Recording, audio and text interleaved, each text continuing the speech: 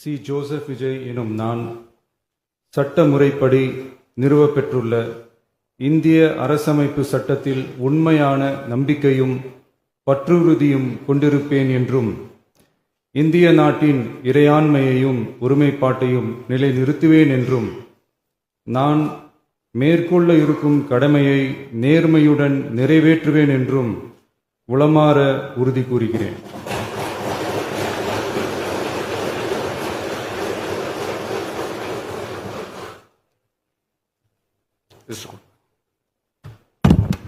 Isso.